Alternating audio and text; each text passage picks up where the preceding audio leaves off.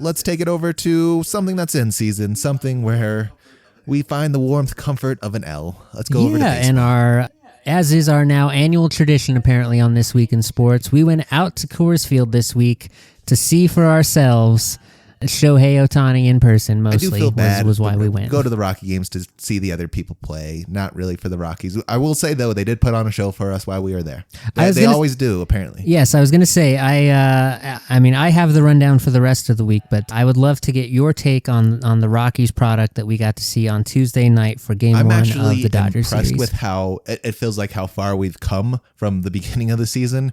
I will give huge props to our brand new manager and Jordan Pacheco. Like, the team overall does look and feel better. Like, we feel competitive. We are still missing some pieces, potentially out in first base would be the one that I think is most desirable. But we look like we are a competent baseball team. Like, I don't hate the product as much now as I did earlier in the season, for sure. Yes, definitely not getting embarrassed to the same degree that we were earlier in the season.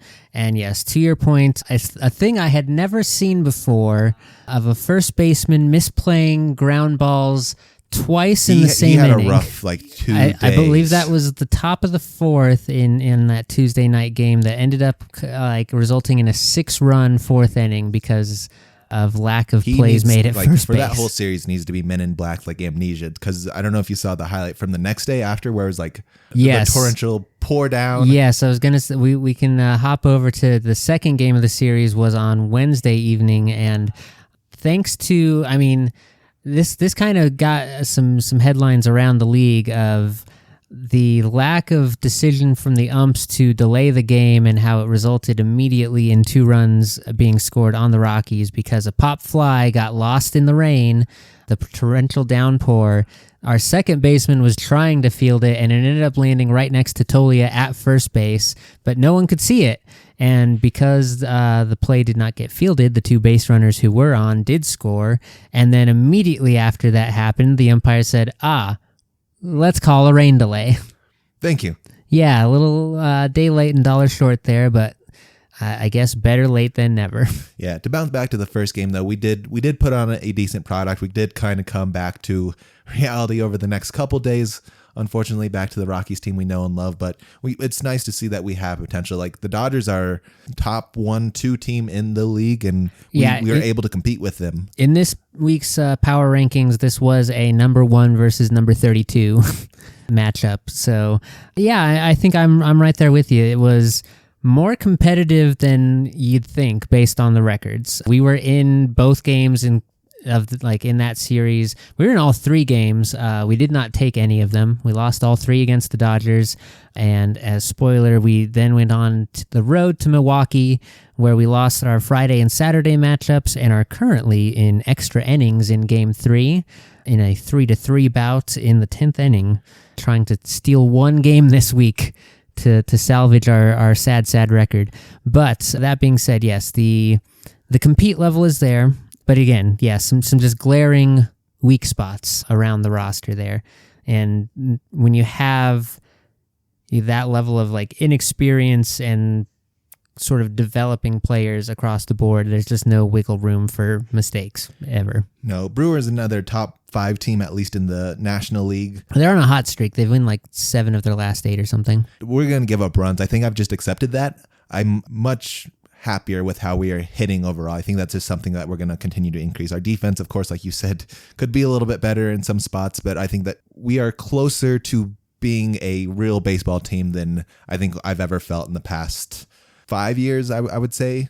4 or 5 years. See, now I'm not sure. I think it's definitely progressing a little, but I wouldn't say I see us turning the corner just yet. I wouldn't say turning the corner, but I think we can find our way to being not a bottom 5 team, but somewhere we can find ourselves somewhere in the middle of the mix. I think that's highly possible. Definitely. And just to go through the game by game recap, I think that Tuesday night game that we went to, very good choice on your part to pick the Tuesday night game that was A, best weather, B, probably best performance that the Rockies put up all week as well, in a 9-7 loss, because that one did get a little lopsided there in the middle after that 6-run inning. It was 6-1, 6-2 or something. They clawed that back to I mean, we were down 5-6 9-5 at one point, and then got it up to 9-7.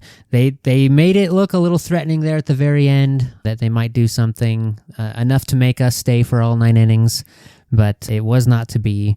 The second game in that Dodgers series was the rainy Wednesday night game, and that one was a little less competitive.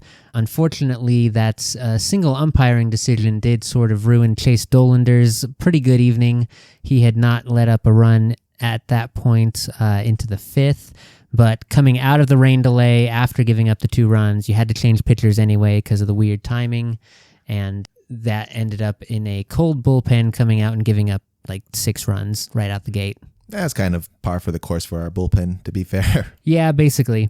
And then Thursday was the getaway day. We were on Clayton Kershaw strikeout watch. He started the day, I believe, 8 strikeouts away from 3,000 in his career. Did not get them all in this outing. He did get 6 of them, though, I think. I'm here to make history. Absolutely, and we got pretty close. This one was actually a pretty good pitcher's duel through most of it, but again, we lost the hitting duel at Coors Field. Surprise, surprise there, and that was a 3-1 loss on getaway day. The Rockies found their bats a little bit more on Friday night in Game 1 against the Brewers, but still took home a 10-6 loss. Just again, one brutal kind of 4th inning, I think, let that one get out of hand. And then Saturday was the real rough one. I don't know if you saw the scoreline on this one. No, I think I got an alert about it, and I said, I'm going to put that one away. So the Saturday one was a 5-0 loss, and we put up 1 hit for the entire game. We're close. We're getting close. It was the closest we've been yet. One sec. Let me find who it was. That was Quinn Priester, a 24-year-old righty for the Brewers, who put up a career day, 7 innings pitched, 1 hit allowed, no earned runs, 11 strikeouts, all career bests. He had never gone past the 6th inning, never gone past 6 strikeouts before. But he was wheeling and dealing, and only Michael Toglia was able to get a hit that day. You needed to do something. It wasn't much, but he did break up the no-hitter. And then, as we mentioned, we are currently in action on that deciding Game 3, although yet another series that we will not take, so no surprise there. We got our 2. Yeah, so that was what the Rockies were up to this week. In this coming up week, we're looking at home games against the Houston Astros, and then our next best chance for taking a series, the Chicago White Sox, who are only 5 games above us in terms of standing, come in for the 4th of July fireworks set. Good scheduling on the Rockies organization overall. Yeah, that's good timing for at least some sort of competitive level team matchups there. And then we just had a little note of business side on the Rockies this week. The president and COO currently of the Rockies, Greg Fiesel, will be stepping down at the end of this season, and he will be followed up by son of the owner, Walker Monfort, will become the executive vice president of baseball operations, which we don't know what that means, but it doesn't feel like the sort of progress or innovation that the franchise needs, in my opinion. It's better than the dude who's been doing it for 30 years, I think, maybe, perhaps. It's certainly time for a change at that position. I mean, I think one of the kind of looking back in history at the franchise, the untimely loss of Kelly McGregor was probably a pretty big, in retrospect, one of the biggest events in franchise history, because that kind of completely derailed whatever sort of momentum we had built up into roster development at that point. And having to replace him in the president's position has basically been an effort in futility since. So, yeah, this might be a change for the better, but the skeptic in me says a nepotism hire is unlikely to be the fix here. Depends. It depends how if the son's mindset is more about being competitive and whatnot, I'm all for it. If he's also there just to to make the quick buck. I mean, it's same the same pretty much. I mean, I will say the little bit of research I've done on it is that Walker Monfort has at least been doing his due diligence in working across multiple different departments in the team for the last like 10, 15 years. So following the Kroenke model, basically. Essentially, yeah. So he's not coming in purely untrained as to how the team works or anything like that. Hopefully, yeah, he's willing to listen to some new ideas about how things and decisions get run now. Yeah, like I said, it all comes down to personality. If he's there just to sort of stay the same, we're not going to see any change. If he's ready to sort of be a little bit more competitive, I'd like to see that. I think that's for all fans' sake. Maybe we can see some full stadiums again. Hopefully he's the one who can convince his dad to spend some more money. Please, Papa. Any other baseball news? I believe that was everything on my radar. Around the league was pretty quiet this week. Shohei's back to pitching, still only doing an inning or two at a time. He did manage to hit 102 in his last outing, so it's safe to say his arm's feeling pretty good. Pretty good in the comeback so far. Yeah, he had the one rough go, which everyone should. And he's only given up like 2 runs so far. Yeah, and he's pitched 2 innings or something. Yeah, he's up to like 4 or 5 now. The ERA is going to come down over time. Yeah, it was a little rough to begin with, especially if they just let him pitch the one, a little bit of an ERA killer. Yeah, but no big drama or anything like we had last week with the Dodgers Padres and anything like that. Nope, no other teams are going around punching each other. Not yet, anyway. Only here in the NL West, the most competitive division where the Rockies play.